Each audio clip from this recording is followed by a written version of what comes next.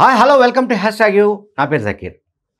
BRS party MLC కవిత ఖమ్మం జిల్లాలో దాదాపు 3 రోజుల పాటు పర్యటించిన సందర్భంగా ఆమె చేసిన వ్యాఖ్యలు రాజకీయంగా ఆసక్తిని కలిగిస్తున్నాయి. అందులో నేను కొన్ని చెప్తాను. ఆమె చేసిన వ్యాఖ్యల గురించి చెప్తాను. ఒకటి, ప్రధానంగా ఆమె ఏం చెప్పిందంటే చాలా కీలకమైన విషయాలు చెప్పింది. ఆమె కేసీఆర్కు కార్యకర్తలకు మధ్య నేను వారధిగా ఉంటానని చెప్పింది ఆమె. ఓకే, కార్యకర్తలకు మధ్య వారధిగా ఉంటానని చెప్పింది. ఇది చాలా ఇంట్రెస్టింగ్ పాయింట్. ఓకే, వారధిగా ఉంటా, ఇది కవిత చేసిన వ్యాఖ్య. అంటే పార్టీ అధినేత కేసీఆర్కు కార్యకర్తలకు మధ్య వారధిగా, అంటే ఒక బ్రిడ్జిగా ఉంటాను అని ఆమె అన్నారు. ఇంకొక మాట ఏం చెప్పారంటే ఆమె, కార్యకర్తల సమస్యలు ఏమున్నా కూడా నేను కేసీఆర్ దృష్టికి తీసుకెళ్తానని కూడా చెప్పారు. అంటే కార్యకర్తలు వాళ్ళకి ఏ సమస్య ఉన్నా నాకు చెప్పండి, కార్యకర్తలు ఏ సమస్య ఉన్నా కూడా నాకు చెప్తే నేను కేసీఆర్ దృష్టికి తీసుకెళ్తానని చెప్పారు. ఇది కూడా ఇంట్రెస్టింగ్ పాయింటే. కేసీఆర్ దృష్టికి అంటే నేను ఓకే రైట్. ఇంకా ఆమె చేసిన వ్యాఖ్యలు చెప్తాను, విశ్లేషిస్తాను. ఆయన చెప్పింది ఏంటంటే, ఫస్ట్ కేసీఆర్కు కార్యకర్తలకు మధ్య నేను వారధిగా ఉంటా, నెంబర్ 1. నెంబర్ 2, కార్యకర్తలకు ఏ సమస్య వచ్చినా నేను కేసీఆర్ దృష్టికి తీసుకెళ్తాను, కార్యకర్తలు ఎవరైనా సరే నన్ను సంప్రదించవచ్చు అని ఆమె చెప్పారు. ఏ చిన్న అవసరం ఉన్నా కార్యకర్తలు నన్ను సంప్రదించవచ్చు అని చెప్పారు. నన్ను సంప్రదించవచ్చు, ఓకే, నన్ను సంప్రదించండి అని కూడా ఆమె కోరారు. ఇది కూడా interesting కామెంటే.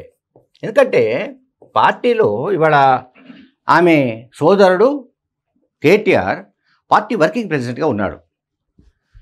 So party working president పార్టీకి, అటు పార్టీ కార్యకర్తలకు, శ్రేణులకు, పార్టీ అధినేతకు మధ్య వారధిగా ఉన్నాడని మనం జనరల్గా ఒక పర్సెప్షన్ ఉంటుంది. కానీ కవిత గారు మాట్లాడుతున్నది ఏమిటంటే, ఆమె కూడా ఒక క్రియాశీల పాత్ర పోషించడానికి సిద్ధమైనట్టుగా మనకు కనిపిస్తుంది. ఆమె చెప్పిన మాటలే. ఆమె ఏం చెప్పారు ఖమ్మం జిల్లాలో, నేను కార్యకర్తల పక్షాన నిలబడతాను, కార్యకర్తలకు ఎటువంటి సమస్య వచ్చినా ఎప్పుడైనా సరే నన్ను కన్సల్ట్ చేయొచ్చు, నేను ఆ ఇష్యూని కేసీఆర్ దగ్గరికి తీసుకువెళ్ళి దాన్ని రిజాల్వ్ చేస్తానని కూడా ఆమె హామీ ఇచ్చారు.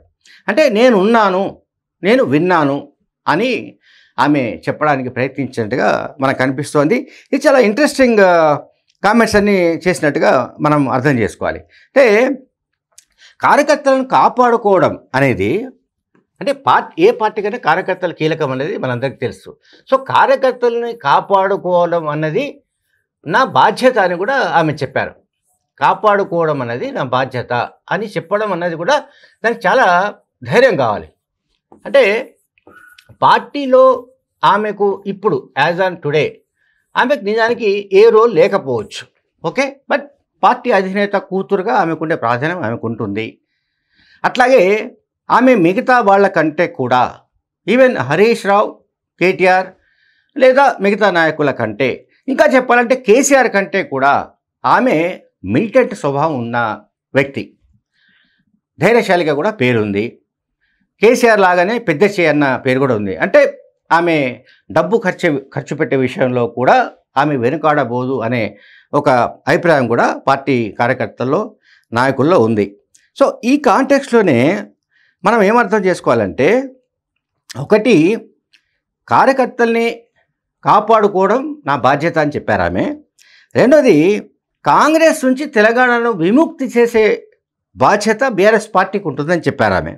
ఓకే, అందువల్ల నేను ఇదంతా ఎందుకు చెప్తున్నానంటే, కవిత ఎప్పుడైతే ఫామ్లోకి వచ్చారు అని మనం మాట్లాడుతున్నామో, ఈ సందర్భంలోనే ఉమ్మడి ఖమ్మం జిల్లాలో పర్యటించినప్పుడు ఆమె చేసిన ప్రతి కామెంట్ కూడా బీఆర్ఎస్ పార్టీలో చర్చ జరుగుతోంది. కవిత తన పార్టీ అధ్యక్షుడు తండ్రి కేసీఆర్కు తెలియకుండా, లేదా ఆయన ఆశీస్సు లేకుండా ఆమె ఇవన్నీ మాట్లాడతారని అనుకోవడానికి లేదు. సో ఆమెకు భవిష్యత్తులో ఆ పార్టీలో కీలకమైన బాధ్యతలు ఏవో మొత్తం మీద ఇవ్వడానికి కేసీఆర్ సిద్ధమైనట్టుగా కూడా ఆమె వ్యాఖ్యల ద్వారా మనకు అర్థమవుతుంది. ఎందుకంటే ఆమె చాలా క్లియర్గా చెప్తున్నారు, నేను పార్టీ కార్యకర్తలకు అధ్యక్షునికి మధ్య ఒక వారధిగా ఉంటాను అని అనడంలోనే ఒక ఎలిమెంట్ ఉంది, అంటే కీలకమైన పాయింట్ ఉంది. సో పార్టీ కార్యకర్తలు శ్రేణులు ఇక కవిత వైపు షిఫ్ట్ అయ్యే అవకాశాలు కూడా ఉన్నాయి.